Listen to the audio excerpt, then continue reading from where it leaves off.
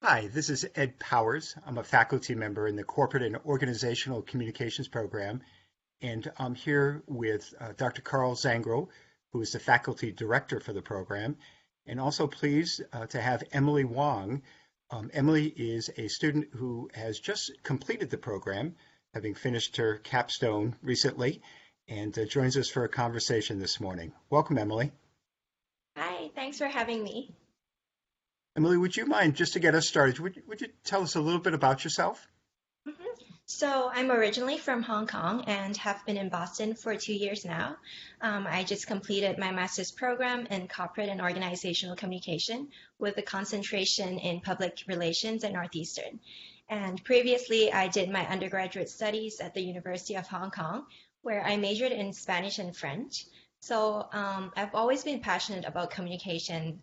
I really enjoy meeting and interacting with people from different backgrounds and learning about their cultures.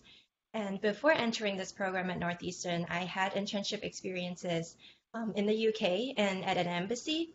And I realized that my language skills and my intercultural dexterity really facilitated my communications with coworkers, clients, and vendors, which is why I decided to pursue a career in corporate communication.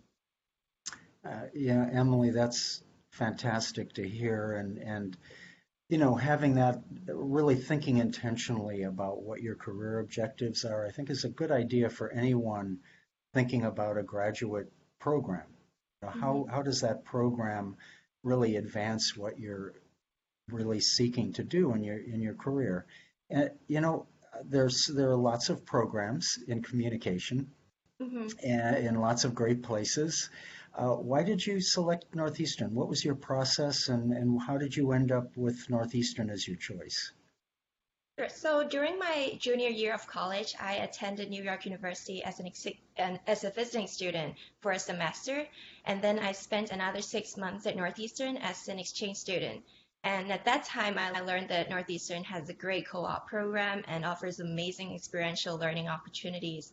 Actually, a lot of my friends back then already had a full-time offer from companies that they did their co-op with. So as an international student, I really wanted to have not just academic but also professional experiences in the States. And so the experiential learning opportunities here at Northeastern were just highly attractive to me. And on top of that, when I was browsing through the course catalog online, this program seemed to offer like diverse and paralleled course offerings that I think could really advance my career goals. Well, that again is great to hear. Certainly, we at Northeastern pride ourselves on our experiential heritage, co-op programs, and we've expanded those experiential opportunities in lots of different ways, including the capstone, which maybe leads into Emily's capstone experience, which is the last course in the program. Uh, how did that play out, Ed? Maybe you can set the stage in terms of the capstone. Sure. Um, Yes, Emily, having just completed your capstone over the course of the winter semester, and with the ideas of that experience still being fresh in your mind, could you tell us a little bit about describe the project and what you learned from it? so this capstone course, I think, gives students a chance to really apply all the skills and knowledge that we have acquired throughout the master's program at Northeastern by having us work as consultants for different real-world organizations in the private and nonprofit sectors. And at the beginning of the course, we were asked to submit our resume and a self-introductory video highlighting our academic background, our prior professional experiences and interests, and then we were assigned to different projects based on our skills and interests.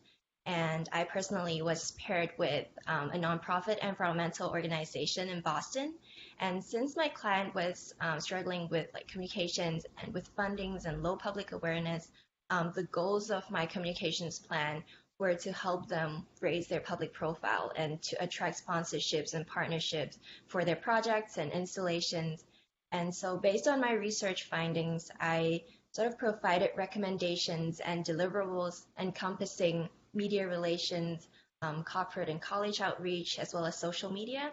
So I would say the highlight of my project is being able to map different communication skills and concepts that I have learned during the past couple of years to the actual plan and the consulting process. And the key concepts were drawn from my previous courses, ranging from communications networks to intercultural communications to public relations, which is my concentration. And so it also allowed me to think about ways that as a consultant, how can I help my client to implement change effectively? And how can I facilitate the implementation process for them? And so in class, we were guided through a series of activities, simulations, and consulting techniques to help us succeed in the project. And so overall, I think this capstone project has consolidated my analytical thinking, problem solving skills, and has definitely boosted my confidence. Carl, it's Emily has very described very well what we try and accomplish with Capstone, that aspect of integrating prior learning, but then also being prepared for the workforce and having practical skills and assessing what's going on, figuring out an organization's objectives, and developing ideas and recommendations and plans to make that happen. And so that's probably a good segue, Carl. I know you wanted to ask Emily a little bit about what she's going to do next. Yeah, I mean, that is always the big question, right? What does the degree mean? It means that you can advance in your career, really become a more effective communicator. And so, Emily, tell us a little bit. You're very interested in PR, obviously. As you were approaching graduation, tell us a little bit about your strategy, the job search strategy.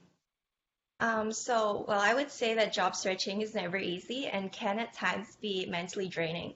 But I think it's important to know what I wanted to achieve at the end of this.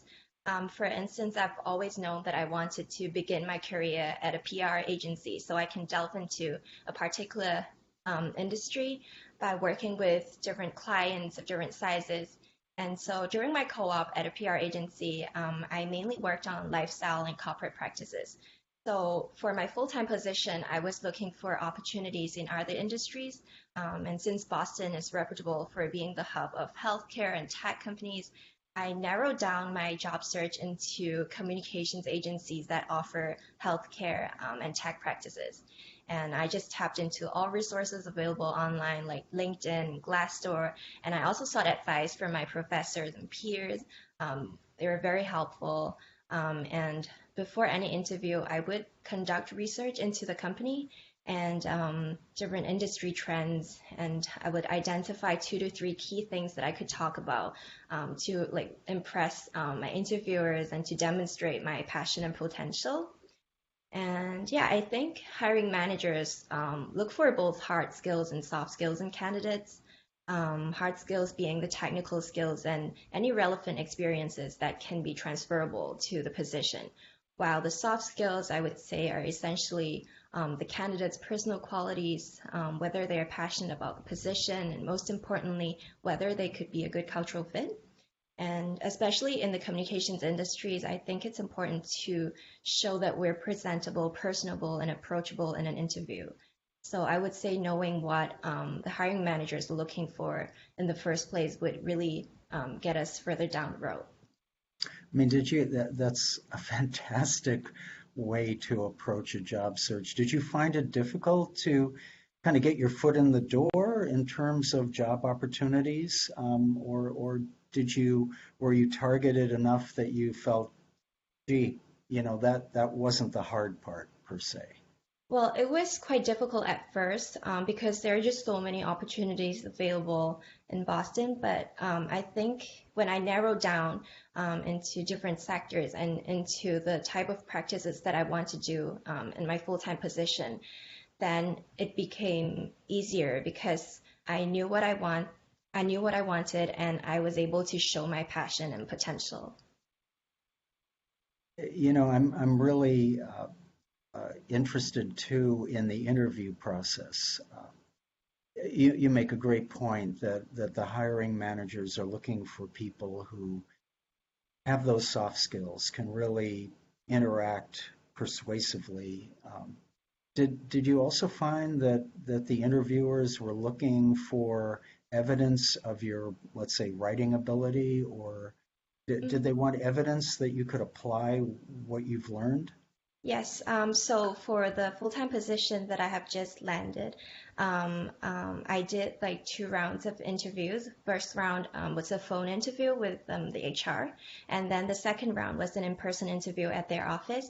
And I did interviews with their HR and 3 managers, respectively. And then they asked me to do a writing test. And in the writing test, I was asked to write a press release about their client, and I was also asked to do proofreading. So I think they were looking for like really well verbal and written communication skills in their candidates, and which is valid because in the PR industry, you just have to be equipped with those skills in order to succeed.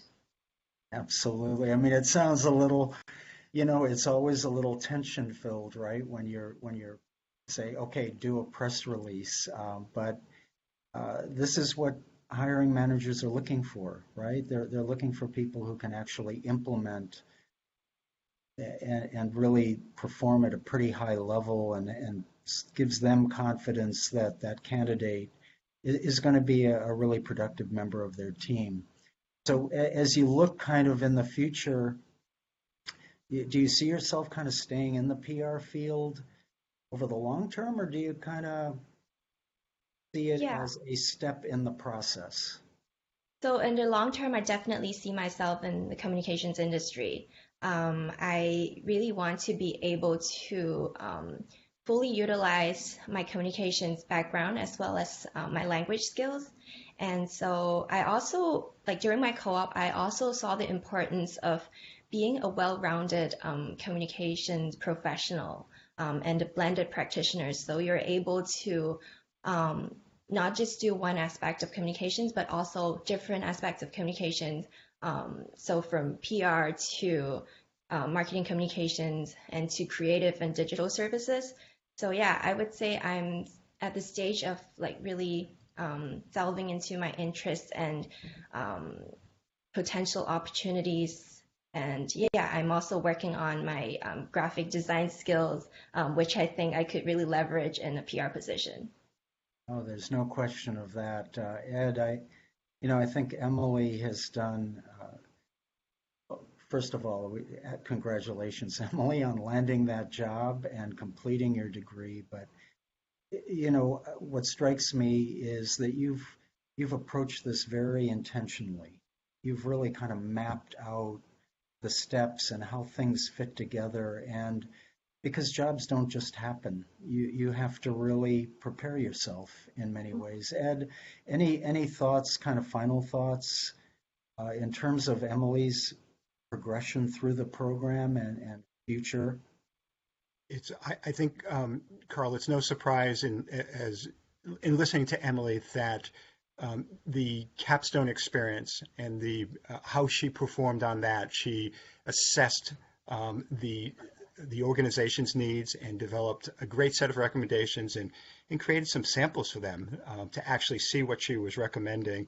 That just dovetailed so nicely. It was no surprise to me when Emily in our last class said, I've got great news. I've been offered the job that I've been interviewing for. The two just go so nicely hand in hand. So I extend my congratulations to Emily, and also thank you so much for sharing your experiences and your background and your ideas with others. We really appreciate it. Thank you Thanks so very much, Emily. Take care.